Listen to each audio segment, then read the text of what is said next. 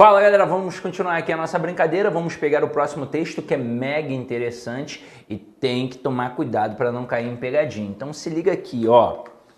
A morte e a morte do poeta. No título, reparem que tem uma conjunção aditiva, assim como encontramos em outros textos. Então já é a premissa de que vamos trabalhar dois aspectos distintos, mas que podem se complementar, como foi o caso do outro texto. Mas aqui nós temos a morte e a morte do poeta. Então reparem que na segunda parte a gente coloca uma especificação, que é a morte do poeta. Não é uma morte qualquer, é a morte do poeta.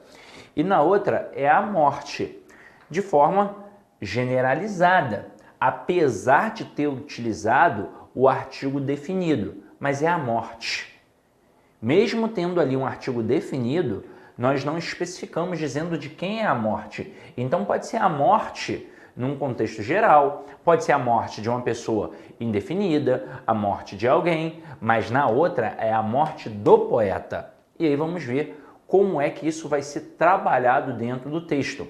Então aqui, ó, ao ler seu necrológio no jornal outro dia, e é importante a gente salientar essa estrutura aqui, ó. Tá vendo isso daqui, ó? Você tem a preposição a mais o artigo o mais um verbo no infinitivo. Toda vez que isso ocorre, nós temos um valor temporal. É uma ideia de tempo. Então, quando leu o seu necrológio no jornal outro dia, no momento em que leu o seu necrológio no jornal outro dia, tanto que aqui nós temos uma estrutura subordinativa adverbial temporal reduzida de infinitivo. Caraca, meu Deus do céu, é muita coisa para poder decorar, né, Sidney? Mas não precisa decorar tudo isso não e esses nomes assustadores. Grave somente isso. Toda vez que tiver essa estrutura ao e o verbo no infinitivo, preposição a, artigo o, verbo no infinitivo, é a ideia de tempo. E de vez em quando as bancas cobram, e obviamente não é só porque as bancas cobram que é interessante saber. É interessante saber porque isso vai nos auxiliar na compreensão e na interpretação do texto. Então vamos lá, ó. Ao ler seu necrológio no jornal outro dia, necrológio é uma notícia sobre a morte de alguém no jornal. O pianista Marcos Rezende primeiro tratou de verificar que estava vivo, bem vivo. Então aqui, ó, a notícia da morte foi sobre o pianista Marcos Rezende. Só que ele estava vivo, bem vivo. Em seguida, gravou uma mensagem na sua secretária eletrônica. Aí essa mensagem aqui, ó, que vem depois dos dois pontos, abre aspas, fecha aspas, essa fala aqui é do próprio Marcos Rezende. Então vamos dar uma olhada aqui para ver se aparece. Ó, aparece aqui o Otto Lara Rezende, que é o cara que escreveu esse texto. E aqui a gente está falando do Marcos Rezende. É só uma coincidência ter o Rezende no nome das duas pessoas aqui. Mas percebam que houve uma mudança de voz. É o que a gente chama de polifonia. Porque aqui, ó, é uma citação direta, é uma outra pessoa falando dentro desse texto. Então vamos lá. Hoje é 27 e eu não morri. Não posso atender porque estou na outra linha dando a mesma explicação. Essa fala aqui toda é do Marcos Rezende. Quando li esta nota, e aí quem é que está falando aqui em primeira pessoa? É o Otto Lara Rezende. E só por curiosidade, era amigo do Jô Soares. Só para falar isso aqui, tá? Ó, continuando aqui, ó. Quando li esta nota, me lembrei de como tudo neste mundo caminha cada vez mais depressa. Em 1862, chegou aqui a notícia da morte de Gonçalves Dias. Opa, então já no primeiro parágrafo, a gente começa a entender uma contraposição de situações. E, na verdade, o contexto é o mesmo, é a morte, mas a forma como a morte foi negada, diferente. Então, olha só, o camarada mostra que o pianista Marcos Rezende negou a morte no mesmo dia. Aí aqui o Otto Lara Rezende, né? O Otto, vou falar Otto para não se confundir com Marcos Rezende. O Otto fala aqui, ó, quando li esta nota, que foi a nota sobre o Marcos Rezende, o pianista, me lembrei de como tudo neste mundo caminha cada vez mais depressa. Até a própria morte pode ser negada no mesmo dia, porque é tudo muito rápido. Agora, ó, em 1862 chegou aqui a notícia da morte de Gonçalves Dias. Agora é a morte do poeta. Vamos ver como é que aconteceu. O poeta estava a bordo do Grand Condé havia 55 dias.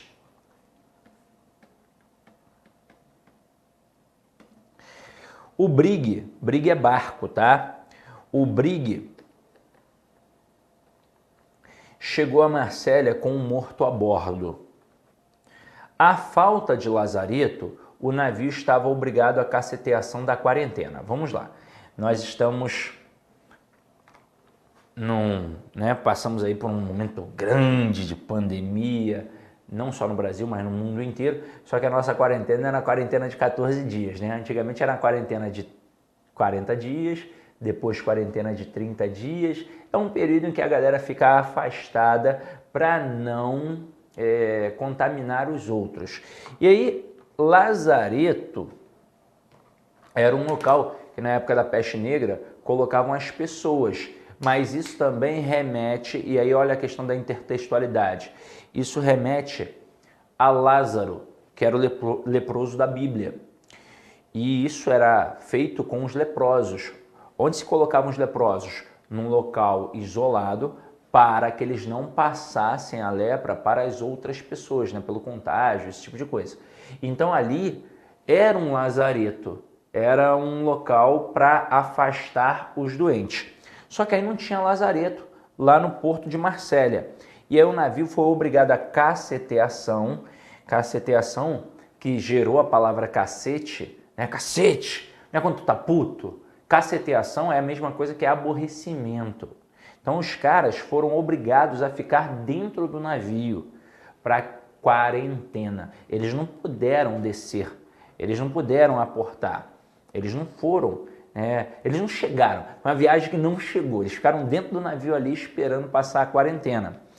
Gonçalves Dias tinha ido se tratar na Europa e logo se concluiu que era ele o morto. Parando aqui sem continuar. Gonçalves Dias era um poeta muito famoso já na época. Ele estava indo para a Europa se tratar. Então, todo mundo sabia que ele estava indo com este intuito, com este objetivo. Ele era o cara que estava doente. E aí, de repente, alguém morre dentro do navio. Ora, você vai pensar na possibilidade de um outro morto? Se a pessoa que você está esperando, que todos esperavam, era o poeta Gonçalves Dias, famoso, e ele estava indo exatamente por estar doente, ele estava indo se tratar, morre alguém. Não desceram, ficaram ali, obrigados à quarentena, com a caceteação da quarentena. Então quem morreu? Gonçalves Dias. Não se sabia que havia outra pessoa doente. Não se imaginava que alguém pudesse ter morrido, que alguém também estava indo se tratar, porque as pessoas estavam esperando quem? O Gonçalves Dias. Aí aqui, ó, a notícia chegou ao Instituto Histórico durante uma sessão presidida por Dom Pedro II.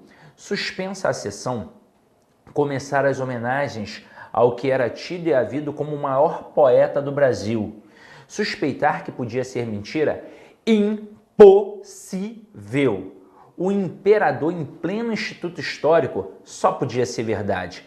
Ofícios fúnebres solenes foram celebrados na corte e na província. 25 nênias saíram publicadas de estalo, que eram poemas para elevar ali o Gonçalves Dias.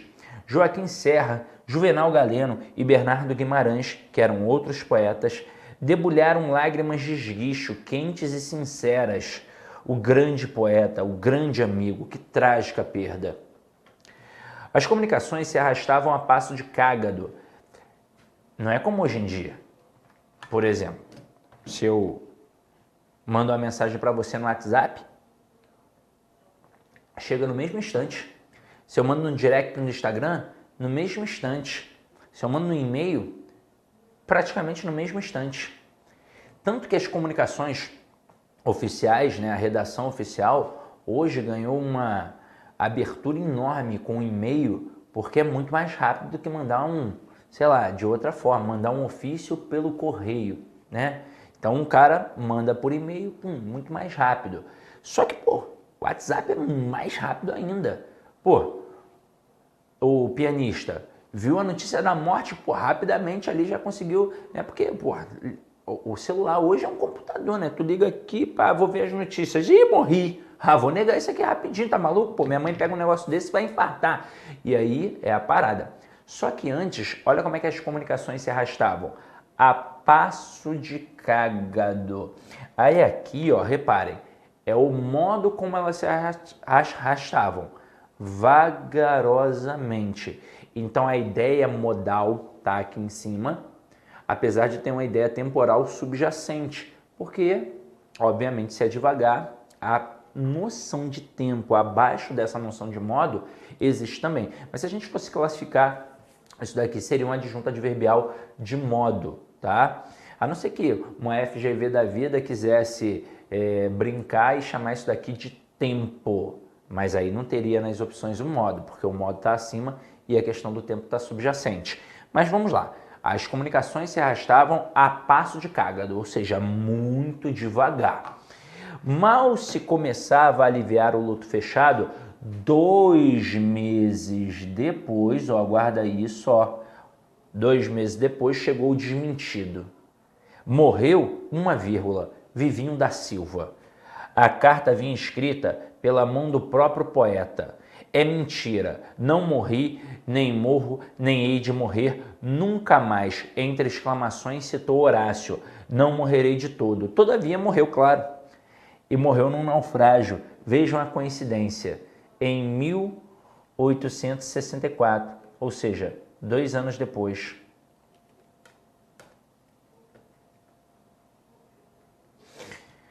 Trancado na sua cabine no Ville de Boulogne, à vista da costa do Maranhão. Seu corpo não foi encontrado, terá sido devorado pelos tubarões. Mas o poeta, este de fato, não morreu. E aí olha só que parte interessante. Seu corpo terá sido devorado pelos tubarões. Porque aqui ele não colocou um ponto de interrogação. Porque não era uma dúvida, era uma certeza. E aí isso faz a gente entender que lá na costa do Maranhão havia vários tubarões. Mas a parte mais interessante aqui é a questão do tempo. Ó. 2 meses depois, Gonçalves Dias negou a morte. O pianista Marcos Rezende negou a morte no mesmo dia. E é por isso que hoje tudo caminha no mundo cada vez mais depressa. Porque lá em 1862, o Gonçalves Dias, pelo mesmo equívoco, demorou 2 meses para negar a própria morte. Então vamos lá. No texto, e aí tá vendo aqui, ó, no texto, é porque é uma questão, mais uma vez, de compreensão. O autor contrapõe fundamentalmente. E aí, ó, contraposição em textos, basicamente você já encontra no primeiro parágrafo. Basicamente você vai encontrar isso no primeiro parágrafo. A gente já sabe qual é a contraposição, é a questão do tempo, tá? A morte do pianista foi desmentida assim, ó, no mesmo instante, e o Gonçalves Dias, o poeta, demorou 2 meses para desmentir. Então, letra A, as boas condições do porto de Marsella, em território francês, as péssimas condições do porto brasileiro localizado no Maranhão, perto do qual o navio Ville de Boulogne acabou por naufragar. Isso nem é mencionado no texto, isso é uma extrapolação.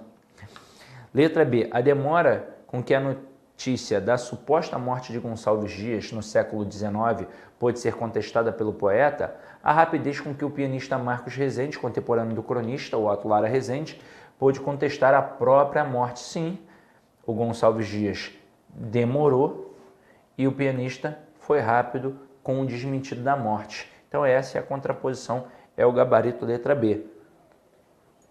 Só por curiosidade, vamos dar uma olhada nas outras opções. Ó. A comoção com que foi recebida a notícia da suposta morte do poeta Gonçalves Dias, a indiferença com que se recebeu a notícia da morte do pianista Marcos Rezende, buscando se esclarecê-la com um simples telefonema. Cara, aqui não tem essa menção de indiferença. São situações completamente diferentes. Um conseguiu desmentir no mesmo dia. Ele não precisou que outra pessoa falasse por ele. Ele não se passou como morto para todo mundo.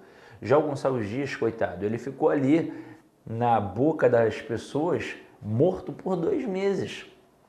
Ele teve que ficar na quarentena. Enquanto ele estava na quarentena, morto. Depois mandou a notícia para avisar que não estava morto. E as comunicações se arrastavam a passo de cágado. Demorou muito tempo. Então, são situações completamente diferentes. Não tem motivo para falar que houve indiferença com a morte do pianista. Agora aqui, a resistência do navio Grand Condé, onde Gonçalves Dias pôde permanecer em segurança por mais de 50 dias, a fragilidade do Ville de Boulogne, que levou pouco tempo para naufragar na costa do Maranhão. Isso não é mencionado no texto e é uma falácia. Ele é frágil, o navio é frágil, não tem segurança, não sei o que, não tem resistência. Ora, o Titanic foi feito para ser o navio mais seguro do mundo, mais resistente do mundo e naufragou. Então, não bate. Letra E. A banalização das notícias em seu próprio tempo, mesmo as mais trágicas, a solenidade com que eram dadas no século XIX, muitas vezes em sessões no Instituto Histórico com a eventual presença do próprio imperador. Gente, isso não acontecia com todas as mortes.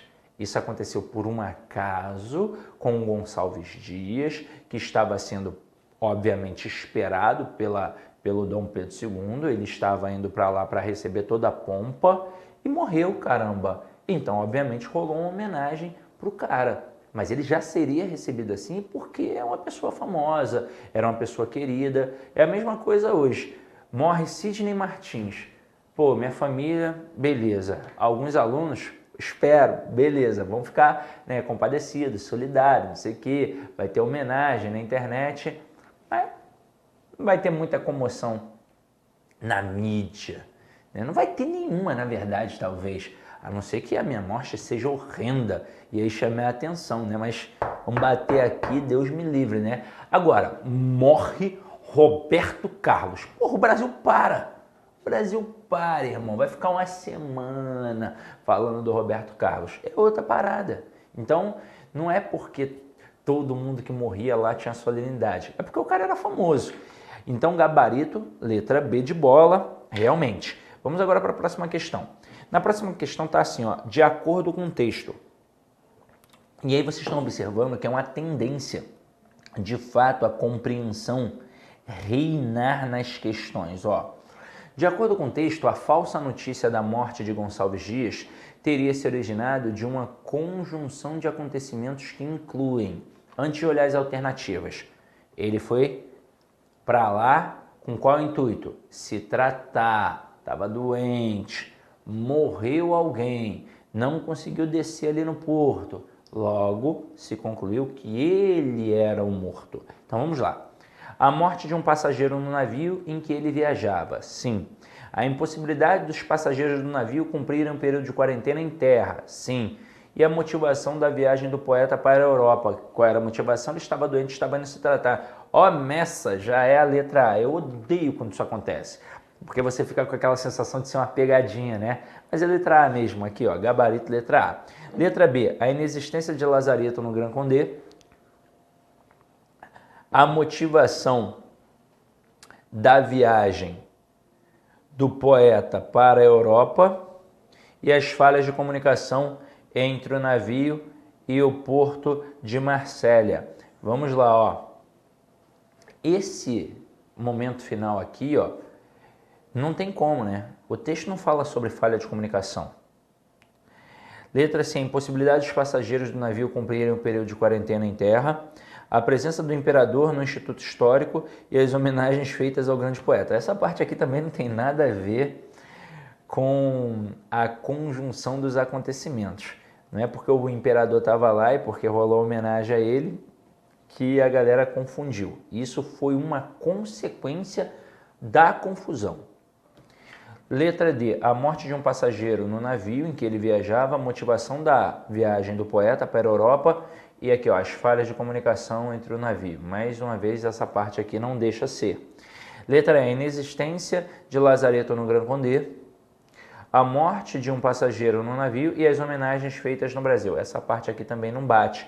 Então, algumas até têm ali informações que são pertinentes, mas um pedacinho ou às vezes dois pedacinhos negam a nossa opção. Então aqui, gabarito de fato, letra A. Vamos para a próxima. A próxima é sensacional, galera. Esse texto que a gente vai ler aqui agora é muito bacana. Ele poderia servir de suporte para a aula de variação linguística, que eu nem vou aprofundar aqui, já que a gente vai ter uma aula de variação linguística, mas eu vou dar uma pincelada, é claro. E ele é muito importante para mostrar o porquê alguns textos são muito lidos e outros não são tão lidos assim. E a gente vai descobrir aqui agora o porquê. Esse texto é muito relevante. Então, ó, por que o brasileiro compra livros, mas não lê? Então a gente compra, mas deixa lá na estante. Ler de fato, lê a orelha do livro, lê a introdução do livro, lê o primeiro capítulo do livro, mas abandona. Ler até o final, a maioria não lê. E agora a gente vai descobrir o porquê. Então, ó, dos grandes autores, Saramago foi o mais comprado no ano que termina, mas não terá sido o mais lido. Faulkner, Guimarães Rosa, Euclides da Cunha também tiveram mais compradores que leitores. Por quê? São autores difíceis. Difíceis em que eles propõem problemas aos leitores, a começar pelo problema da forma. Esse é o primeiro problema, tá? O primeiro. Daqui a pouco a gente vai falar sobre ele porque tem uma questão. O leitor médio brasileiro só alcança o nível dos autores de entretenimento puro, de autoajuda ou curiosidade. Não o constato para me vangloriar. Não constato que isso, esse o aqui, na verdade, está fazendo referência aqui a tudo que foi dito aqui nesse período anterior, que o leitor médio brasileiro só alcança o nível dos autores de entretenimento puro, de autoajuda ou curiosidade. Inclusive, se eu não falei no início, perdão, mas falo logo agora, tá? Nunca é tarde, porque provavelmente eu já falei isso em outras partes, em outras etapas do curso. Não faça essa bateria de questões junto comigo. Faça primeiro sozinho, e depois você acompanha, mas acompanhe, tá? E acompanhe mesmo. E eu vou explicar essa dinâmica aqui para você que está aqui agora, porque você é diferenciado. Saiba, se você pegou, fez o exercício e está aqui agora acompanhando direitinho a aula, você é diferenciado. Porque muitos pegam, fazem o exercício, não veem a aula e pronto, e acabou. Outros não fazem o exercício, acompanham a aula, na minha opinião é melhor ainda, mas ficam com aquela sensação de que a questão é muito fácil. Isso acontece muito, o aluno fala assim, poxa professor, na aula tudo parece muito simples, na hora da prática mesmo, na hora da prova o bicho pega, mas é porque falta essa prática. É porque você faz o exercício junto com o professor. Então faz antes e depois vem para estudar com o professor. Não é perder tempo não, tá? É ganhar conhecimento. Então aqui continuando, ó. Não constato para me vangloriar, pois a cultura intelectual não confere em si qualquer superioridade, o que é verdade. Inteligência e cultura são coisas distintas, são coisas diferentes. Claro, Se uma pessoa é inteligente e adquire cultura, ela obviamente usa bem isso, fica mais inteligente ainda. Mas tem pessoas que são analfabetas e são extremamente inteligentes, extremamente sábias. Tem pessoas que têm pós-doutorado, mas que são burras igual a porta, né? Só falta andar de 4. E a gente sabe que isso existe. Ah, nossa, ele falou que tem gente burra. Ué, não conheceu não? Eu conheci um montão. Antigamente, eu vou falar um negócio para vocês. Antigamente eu achava que não existia. Até por essa base de pedagógica, não tem pessoa burra, tem pessoa que desconhece. Mas isso eu pensava porque lidava com os meus alunos na prefeitura, de comunidade carente, e obviamente eles não tinham acesso à informação que muitos de nós hoje podemos ter. E, obviamente, a partir do momento em que a gente ensinava alguma coisa, eles ampliavam o conhecimento. Mas aí eu conheci um monte de doutor que, pelo amor de Deus, só saía besteira da boca. Eu fiquei pensando, não é possível, esse cara só pode ser uma anta mesmo. E tem. Essa é a verdade. Infelizmente. E é por isso que o camarada aqui, deixa eu até ver o nome do autor, tem aqui, ó, Joel Rufino dos Santos. Joel Rufino dos Santos mostra que cultura e inteligência não batem, que cultura não confere superioridade, porque não confere mesmo. Tem pessoas que viajaram o mundo inteiro, que têm doutorado, pós-doutorado e que não são mais sábias do que um analfabeto ou um semi-analfabeto. Uma pessoa lá da roça com a sabedoria, sei lá, que veio de Deus, inerente, inata. Então vamos lá, vamos continuar aqui a nossa brincadeira, ó. E por que a maioria dos brasileiros compradores de livros não consegue ler autores de proposta, que nos fazem estranhar a realidade, usando para isso alguma criatividade formal? Aí vem as respostas. A primeira resposta é óbvia. O nível da educação brasileira é baixo. Assim continuará nas próximas décadas se não reformarmos o ensino. Galera, uma coisa que a gente tem que entender. Se começar a investir em educação agora, a gente nem percebe daqui a 1, a 2, a 3 anos. É coisa de décadas, sabe? Então, daqui a 10 anos, daqui a 20 anos, daqui a 30 anos é que a gente vai sentir isso, porque a gente vai formar gerações. Para ser mais sincero, a gente vai sentir isso para valer em 20 anos. Em 10 anos você não sente, pô. Porque em 10 anos investindo em educação, tu pega ali um moleque, sei lá, que começou a estudar com 3 anos, ele tem 13 anos. Você vai perceber como. Ah, realmente, esse moleque de 13 anos é muito inteligente, muito esperto, está aprendendo bastante. Mas e com um menino de 23 anos? Já agora, possivelmente inserido até no mercado de trabalho, possivelmente dentro da faculdade, ou se entrou bem novinho, já até terminou a faculdade. E aí? Aí você sente. Por isso que o investimento em educação não pode ser mensurado em 1, 2, 3 anos. É coisa de década, gente. É 20 anos, é 30 anos para a gente começar a analisar. Então, por isso nós somos atrasados. Porque se a gente não investe em educação hoje, a gente só vai conseguir ver o resultado a partir do momento que se começar a investir 20 anos depois. Então imagina, 2020 vamos começar a investir em educação pesado. 2040 você vai ver isso. Então não é algo que se vê em curto prazo e é por isso que não gera voto. O que gera voto? Aquela obra para inglês ver que o cara tampou a manilha com esgoto a céu aberto no meio da rua, que passa 2 meses e explode de novo.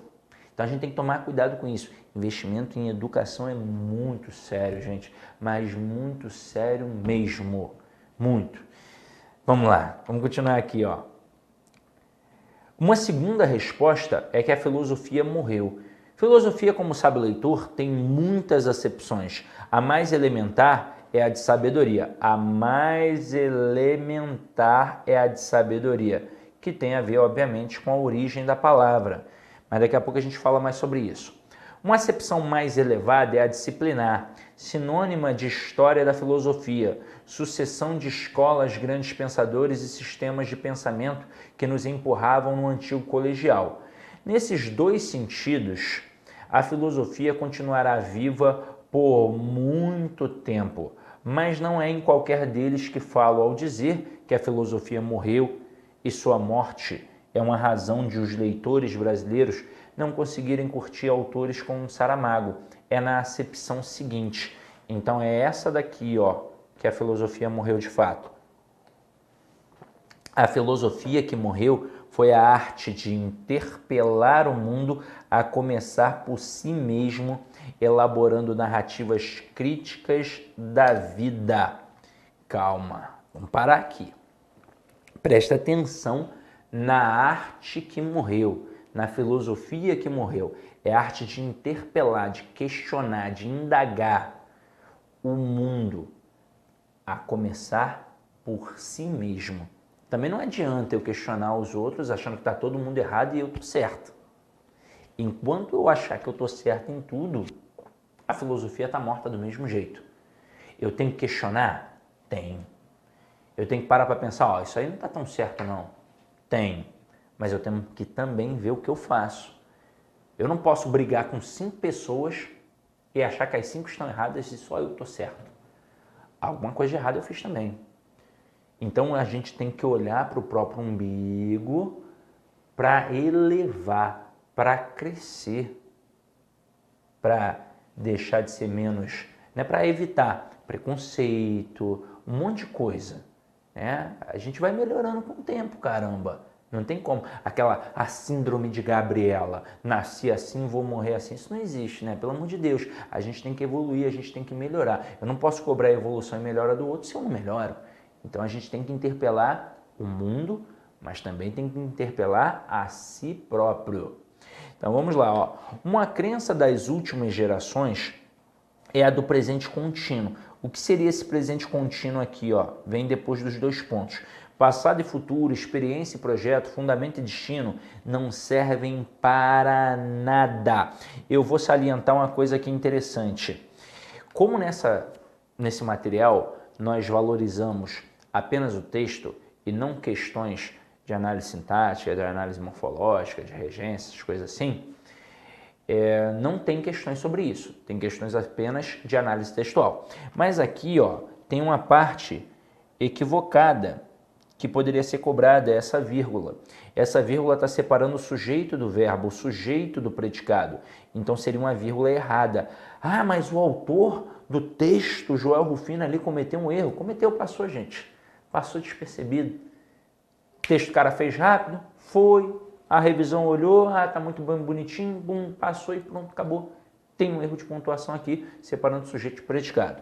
Agora, continuando. Não constato, então, mais uma vez, ele constata isso daqui, ó, não constato isso, né, o que ele acabou de dizer anteriormente, com saudades do tempo em que as humanidades entupiam os currículos. Não há nada no passado que deva ser trazido de volta. Forte isso. Agora aqui, ó, Saramago vendeu muito, mas foi pouco lido. O português é um autor filosófico. Cada um de seus romances propõe, sem resolver, essa parte aqui é interessante, ó. Ele propõe sem resolver um problema, a começar pela forma com que apresenta suas interpelações. É um autor difícil. Nós é que de uns anos para cá ficamos fáceis. Então, além do cara ser difícil, a gente está fácil demais também. E Saramago é bom, gente, tá? Eu sei que todo mundo ouve falar ali dos ensaios sobre a cegueira, virou até filme, não sei o quê, mas eu tenho um livro para quem gosta mesmo de ler, mas não é tão simples, tá? É pesado. Cadernos de Lanzarote. São 2 volumes, 2 patacão, assim, com praticamente 500 páginas, da época em que ele viveu na ilha de Lanzarote, e era como se fosse um diário mesmo, ficava refletindo sobre o mundo, e aí ele fala sobre política, sobre economia, sobre sociologia, antropologia, filosofia. Cara, é muito rico, mas é pesado. Então não é uma leitura para qualquer um e não é talvez para esse momento em que você está aí, ó, galgando uma vaga no concurso público. Passou no concurso? Aí vai lá, por curiosidade agora eu vou dar uma lida no texto do Saramago. Vou ver aquele caderno de Lanzarote que o professor Sidney falou. Pode dar uma olhada. Agora, um outro autor que eu acho muito bom e ele não tem tanto prestígio quanto deveria ter. Ó, vou falar um negócio para vocês. Li uns 2 livros agora dele recentemente. A escrita é perfeita, filosófico, inteligente, Padre Fábio de Mello. E nada de religiosidade não, tá? Pegando ali, vamos lá doutrinar catolicismo, nada disso. É um autor extremamente filosófico, existencialista, bom demais. Pode ler, você não vai se arrepender, tá? Né? Negócio de autoajuda nem nada não. Negócio bom, tá? Bom mesmo. Então vamos lá, aqui, ó. Não tô ganhando R$1 não, tá? Por isso não, ó. Vem aqui, ó. Olha essa questão. Dentre os problemas propostos aos leitores pelos grandes autores, existe o problema da forma, que consiste na utilização da linguagem. E aí olha só o que ele nos apresenta aqui. Denotativa e conotativa como primeiro par. Denotativa é o quê? Denotação, linguagem denotativa, linguagem real, linguagem literal. É aquela em que a gente utiliza a palavra dentro do sentido original. Agora, conotativa, linguagem literária, linguagem figurada. É aquela que a gente utiliza a palavra fora do sentido original. Então é isso.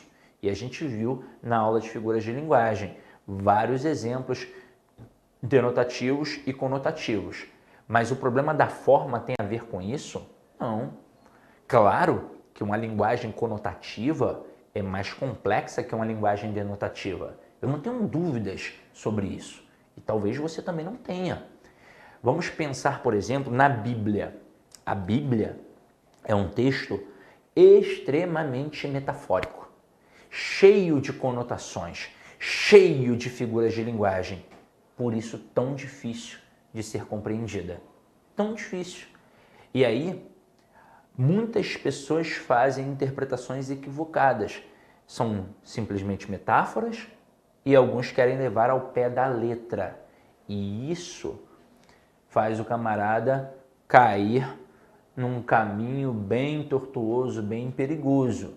Então isso poderia ser um aspecto? Poderia. Mas no texto ele menciona que é o problema da forma. Então não tem nada a ver com denotação e conotação. Aí depois ele fala de coloquial e culta. Opa, vai ser aqui, hein? Vai ser aqui, mas deixa quieto. E depois ele fala de polissêmica. Sema é sentido, poli, muitos. E a língua portuguesa ela é extremamente polissêmica? Claro que é. Um termo pode dar margem para diversas nuances. Isso poderia ser um problema? Poderia, mas não foi isso que foi mencionado. Foi o problema da forma. E quando a gente fala em forma, forma, a gente pensa em formal. Olha que bonito isso. Olha que bonito isso. E informal. É o que tem a ver com o uso do registro, padrão culto formal da língua portuguesa. E aí, se eu utilizo o português formal, é o que a gente usa na prova do concurso público. O informal é o que a gente usa no dia a dia. Ou seja, o formal é a linguagem culta que está aqui na letra D. O coloquial é a linguagem informal que está na letra C. E aí pensa comigo, o povão tem dificuldade de ler um texto coloquial ou um texto culto? Ora, um texto culto. Parece grego. Esse negócio aí de Mesócles aí, nossa, nunca vi esse negócio na vida. Então, um texto coloquial é de muito mais fácil acesso. Vou traçar um paralelo aqui rápido. O Saramago e o Paulo Coelho. Eu não vou falar mal do Paulo Coelho não, tá? Por mais que muita gente fale mal do Paulo Coelho, dizendo que o Paulo Coelho é um autor menor, eu acho que ele tinha uma intenção. Como todo autor tem uma intenção. Ele sabe para quem ele quer escrever. E não é porque ele escreveu daquele jeito que ele se torna menor. Talvez ele pudesse fazer diferente, mas não era a intenção dele naquele momento. ele tinha um público-alvo que era o objetivo dele. Então, por isso ele fala sobre esoterismo de forma muito superficial, não porque não sabe. Ele pode saber muito sobre o assunto, mas ele não quis aprofundar, porque se ele tivesse aprofundado, poucas pessoas iriam entender. Então ele fala de forma superficial para que muita gente possa entender. E outra coisa, ele não utiliza o português formal, padrão, culto da língua portuguesa. Ele utiliza um português informal, semiformal, com qual intenção? Se aproximar do interlocutor. E é por isso que ele é muito lido. Ele não é só muito comprado como Saramago, ele é muito comprado e muito lido. E ainda tem outro aspecto. Ele também propõe alguma coisa? Claro que propõe. Todos os autores que se prezam, dos melhores aos piores, julgo de críticos literários e não meu, todos eles propõem alguma coisa. Autores de proposta é aquele que propõe alguma coisa. Mas aí, diferentemente do Saramago, o Paulo Coelho, ele vem com as respostas. Então você tem um monte de problemas na vida. Você quer resolver esses problemas. Paulo Coelho vem com a solução. Caraca, que maravilha! É esse que eu quero seguir. E o Saramago, ele vem com mais problema e nem responde. Ele deixa pra você resolver. Aí é que tu fica puta, né? Porra, já tô cheio de problema, o cara ainda vem com mais um problema e ainda me deixa resolver essa parada, tá maluco? Mas isso é que é autor filosófico. O cara te coloca a pensar, a refletir. Então aqui o gabarito dessa questão, obviamente, vai ser a letra D de dado, porque isso é que dificulta a compreensão do povão. Agora, continuando aqui, ó. No segmento não constato para me vangloriar, o pronome empregado na terceira pessoa refere-se. O pronome é esse aqui. E aí muita gente poderia confundir achando que é a letra B. Refere-se ao leitor médio brasileiro. Mas a gente na leitura viu que ele não faz aqui uma referência ao leitor médio brasileiro. Ele faz uma referência a tudo que foi dito no período anterior, que o leitor médio brasileiro só alcança nível dos autores de entretenimento puro, de autoajuda ou curiosidade. Detalhe, até onde isso é ruim? Depende. Até onde isso é ruim? Às vezes, a premissa da felicidade é a ignorância. Quem é mais feliz? O camarada que está ali agoniado, incomodado com todo o sistema político, social, antropológico, ou o camarada que vai chegar à sua casa, tomar um banho, bater um pratão e ver aquele desfile de lingerie na Luciana Gimenez, ou o Ratinho? Quem é mais feliz? Ah, não, mas ele é feliz porque vive na ignorância. E daí, caramba? Cada um vive como quer. E cada um é feliz como quer. Quisera eu não ficar incomodado com um monte de coisa que eu vejo. Queria ignorar tudo isso. Mas eu Sidney, procuro administrar bem isso. Procuro administrar bem isso? Ora, eu vou ficar me incomodando, vivendo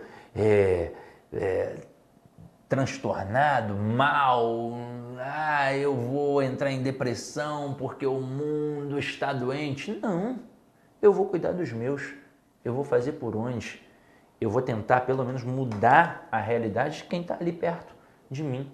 E pronto, e acabou. Eu posso não mudar o mundo, mas eu vou atribuir significação a quem está ao redor. E se isso for feito, já está de bom tamanho, porque eles vão virar semeadores. Agora, ficar incomodado, se abaixar, não sei o que, vai adiantar de nada. Mas isso é o que eu penso. Não estou dizendo que você tem que pensar assim não, tá? É só uma reflexão que eu fiz sobre o mundo que me circunda. Agora, voltando aqui, diante disso, a gente percebe que essa questão não é a letra A, o autor do texto em análise, não é a letra B, o leitor médio brasileiro, na letra C, ao parágrafo seguinte aquele em que se insere o pronome, não é o seguinte, e na letra D, ao período que precede, sim, aquele em que o pronome se insere. É tudo período anterior, por isso que é o período que precede, gabarito letra D. Letra E, ao problema da forma enfrentado pelos autores. Não tem nada a ver. Então, gabarito D de dado mesmo. Agora, próxima questão. Segundo o texto, entende-se por autores de proposta aqueles que propõem, obviamente, vamos lá. Autores de proposta, sempre aquele que propõe alguma coisa. Mas no texto, qual é a proposta feita pelo Saramago? De problemas. A gente vê isso já na introdução e no desfecho do texto também. Olha aqui, ó. Eles propõem problemas. E aqui, ó. Cada um dos seus romances propõe se resolver um problema. E é sem resolver, o que é pior ainda, hein? Então aqui, ó, problemas, letra B de bola.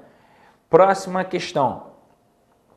No trecho, filosofia, como sabe o leitor, tem muitas acepções. A mais elementar é a de sabedoria. Na afirmativa em destaque faz-se uma referência, eu destaquei aqui, ó, no texto, a mais elementar é de sabedoria. Por que eu destaquei? Porque a mais elementar de sabedoria tem a ver com a origem, com a etimologia, ó. Filosofia. Se a mais elementar tem a ver com sabedoria, tem a ver, ó, aqui, ó, com a origem da palavra, sabedoria. Sofia significa saber, significa sabedoria. Filo vem de filos, que significa amizade, significa amigo. Então, filosofia é a amizade pela sabedoria, é o amigo do saber. Inclusive, recomendo, e essa leitura é bem gostosinha, tá? Eu li bem cedo, bem jovenzinho. Meu pai me deu esse livro, que algum amigo deu para ele. Era O Mundo de Sofia. Cara, é um patacão de 500 e tantas páginas. E eu li bem jovenzinho, sei lá, tinha uns 13 anos. Eu terminei a leitura e eu falei, caraca, que maneiro. Umas 2 semanas depois, eu li de novo. Como se um filme maneiro do Rocky Balboa fosse. Porque toda vez que passa Rocky eu tô lá vendo, né? Eu já vi, sei lá, umas 70 vezes o mesmo filme. Minha mulher reclama, fala assim, não é possível, Sidney. Você vai ver de novo Rocky Balboa? Vou. Você vai ver de novo o Rambo? Vou. Agora tem o Creed, né? Você vai ver de novo o Creed? Vou. E eu boto aquela musiquinha, né, do Survival lá, pá, não sei o quê. Pô, dá até vontade de correr. Pô, irmão, vou ver direto. E a mesma coisa aconteceu com o Mundo de Sofia. Eu li bem umas 3 ou 4 vezes já esse livro. Muito bom. Mas também não adianta ler o livro só por ler. Ele tem várias referências filosóficas. E aí você tem que buscar essas referências também para poder aprofundar o teu conteúdo. Pô, na época, porra, não vou nem falar a minha idade, você já deve saber, eu tô aí na casa dos 40, né? Pô, na época, irmão, eu tinha que buscar em enciclopédias referências. Pô, era muito difícil encontrar na internet, né? Naquela época lá, era difícil, mas eu buscava. Poxa, é mais fácil ainda. Então, o camarada menciona um filósofo ali, você vai lá e busca rapidinho, você aprofunda o conteúdo. É um livro bem rico, recomendo. Então, vem aqui comigo, ó, continuando. Então, aqui essa questão, ó, vai ser, obviamente, letra E. Tem nada a ver com fonologia, nada a ver com morfologia, nada a ver com sintaxe, nada a ver com a grafia, tem a ver com a etimologia, que é isso aqui que eu mostrei aqui no quadro, ó. Filos, saber, aliás, perdão, amizade, sabedoria, amizade, perdão, amigo, Sofia, sabedoria, saber. Então aqui, ó, gabarito, letra E. Próxima questão. Segundo o autor, a filosofia que morreu foi aquela que, ora, tá aqui no texto, ó. A filosofia que morreu foi a arte de interpelar o mundo, a começar por si mesmo, elaborando narrativas críticas da vida.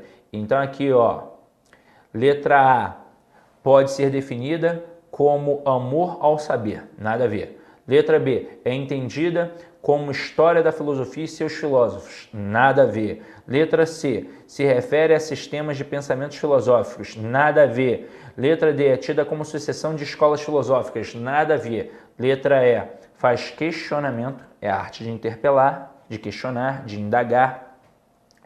Faz questionamento sistemático do mundo e do eu, ou seja, tem que interpelar o mundo a começar por si mesmo.